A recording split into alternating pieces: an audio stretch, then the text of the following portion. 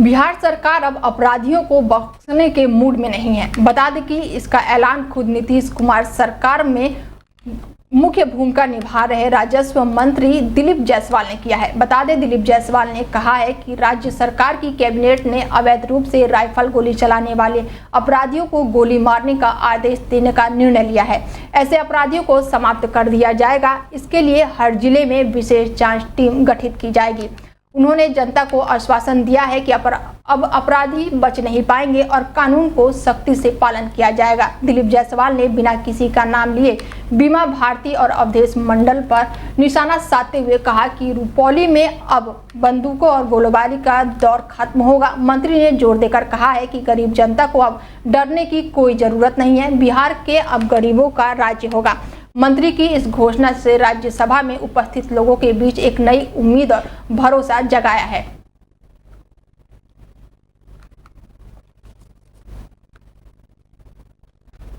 राजधानी दिल्ली सहित एनसीआर के शहरों में आज मौसम के मिजाज में बदलाव नजर आ रहा है। दिल्ली, नोएडा, गाजियाबाद, सोनीपत आसमान में बादल छाए हुए हैं और आंधी आने की संभावना जताई जा रही है। अगले 2 घंटे के दौरान उत्तरी पूर्वी और उत्तरी दिल्ली में, उत्तर पश्चिमी दिल्ली में, पश्चिमी दिल्ली के मध्य में और एनसीआर, सोनीपत, रोहतक, हरियाणा, बागपत, मोदीनगर, पिलखुआ के कुछ स्थानों पर आसपास के क्षेत्रों में हल्की बारिश हो सकती है और हवाएं चलेगी। वहीं मौसम विभाग ने धूल भरी आंधी और बारिश की संभावना जताई है। इसके साथ ही येलो अलर्ट भी जारी किया गया है। रात में मौसम ने करवट ली और लोगों को थोड़ी बहुत राहत मिली है।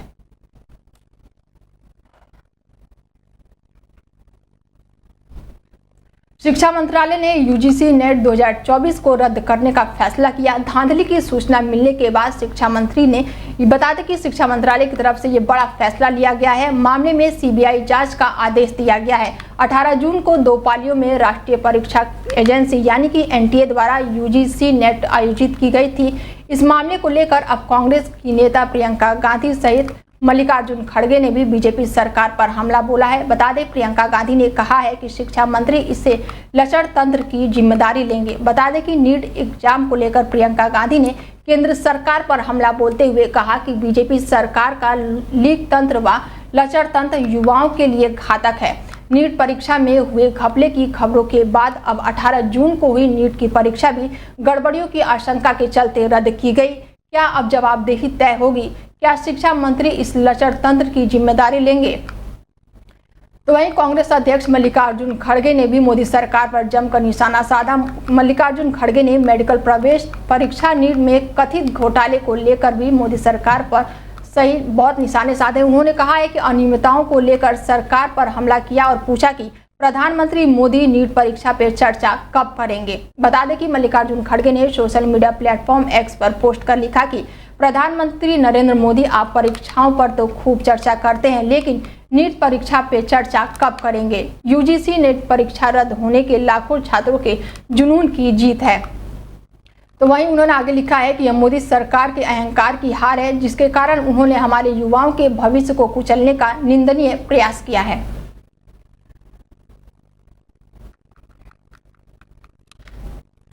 लोकसभा चुनाव के बाद हुई पहली कैबिनेट की बैठक में झारखंड के चंपाई सोरेन सरकार ने कई अहम फैसले लिए हैं। यूं तो कुल 33 प्रस्तावों को स्वीकृति दी गई है, लेकिन इसमें सबसे ज्यादा अहम जो है वो है कास्ट बेस्ड सेशन यानी कि जातीय सर्वे।